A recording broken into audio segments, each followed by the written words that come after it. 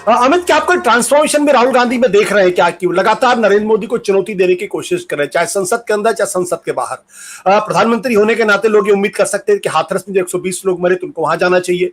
प्रधानमंत्री होने के नाते लोग ये भी उम्मीद कर सकते थे या करते हैं अभी भी कि उनको मणिपुर जाना चाहिए, लेकिन मणिपुर पे ना तो कुछ बोलते हैं, ना ही वहां की यात्रा करते हैं, ना वहां के लोगों के दुख दर्द में शामिल होने की कोशिश करते हैं, और वो गुजरात में राहुल गांधी सीधे जाकर उनको चुनौती देते हैं।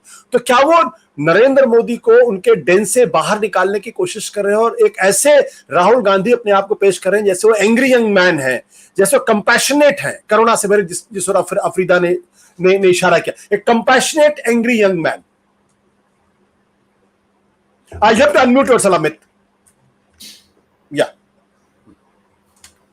जी, एक बात तो साफ है आशुतोष की राहुल गांधी ने अपने आप को काफी ट्रांसफॉर्म किया है, और इस ट्रांसफॉर्मेशन में मुझे लगता है कि सबसे बड़ा रोल भारत जोड़ो यात्रा ने खेला है। और उनका जो कॉन्फिडेंस है, उनकी जो एक शैली है लोगों से बात करने की, मिलने की, वो काफी विचित्र है, और वो कंपैशनेट तरीके से पेश आते हैं सबसे।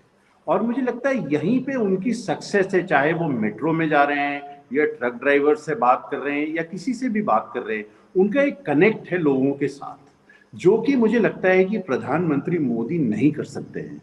और प्रधानमंत्री मोदी की ये मुश्किल है। आप इलेक्शन के दौरान भी देखिए, अगर राहुल गांधी मेट्रो में जाते हैं या ट्रक ड्राइवर से मिलते हैं तो मोदी जी ने भी कोशिश की, लेकिन वो कनेक्ट वो एस्टैब्लिश नहीं कर पाए हैं अभी तक तो।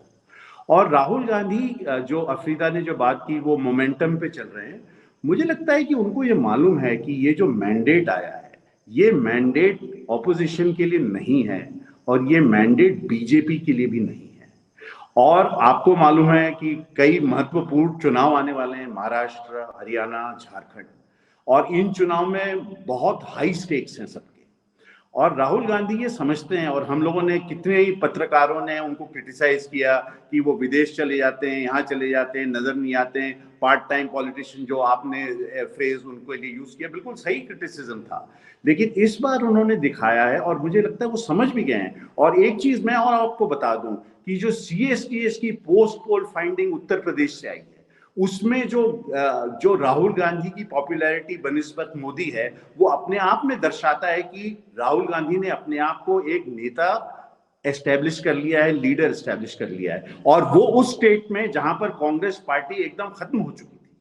तो मेरा मानना यह है कि राहुल गांधी ने, और सबसे बढ़िया काम उन्होंने चुनाव के दौरान, आशुतोष ये भी कहता जाऊं कि मेन स्ट्रीम टेलीविजन चैनल्स को उन्होंने कोई इंटरव्यू नहीं दिया, क्योंकि उनको फंसाने में, उनसे कुछ बुलवाने में, ये सब चीजें देखते। अब आप प्रियंका गांधी को देख लीजिए, वो बड़ा मेजर्ड बोलती हैं हर चीज। तो राहुल गांधी अभी भी कुछ एक्स्ट्रा बोल जाते हैं कई बार, लेकिन उन्होंने गुजरात के बारे में जो बात की है, मुझे लगता है एक तरह से आप कह सकते हैं कॉन्फिडेंस, एक तरह से कह सकते हैं ओवर कॉन्फिडेंस, लेकिन ये है जरूर कि वो अपने कार्डर्स को भी एनर्जाइज करना चाहते हैं।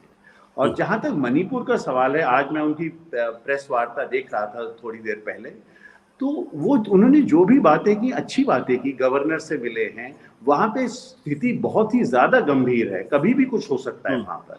और ये कहना कि स्थिति नॉर्मल है, कभी कुछ हुआ नहीं है, जो इस तरह की बातों से कोई किसी का फायदा नहीं है। उसको, सिचुएशन को सीरियसली लेना चाहिए। जो दोनों कम्युनिटीज हैं उनके बीच में कुछ बातचीत शुरू होनी चाहिए, कोई सीनियर लोगों को लाना चाहिए। और मैं एक बात और बताना चाहता हूँ आशुतोष जी, कि आपको पता है कि हिंदुस्तान में एक नेशनल इंटीग्रेशन काउंसिल है, इसकी मीटिंग पता नहीं कितने सालों से नहीं हुई है। ये अगर कोई फिट केस है नेशनल इंटीग्रेशन काउंसिल की मीटिंग के लिए, वो है मणिपुर।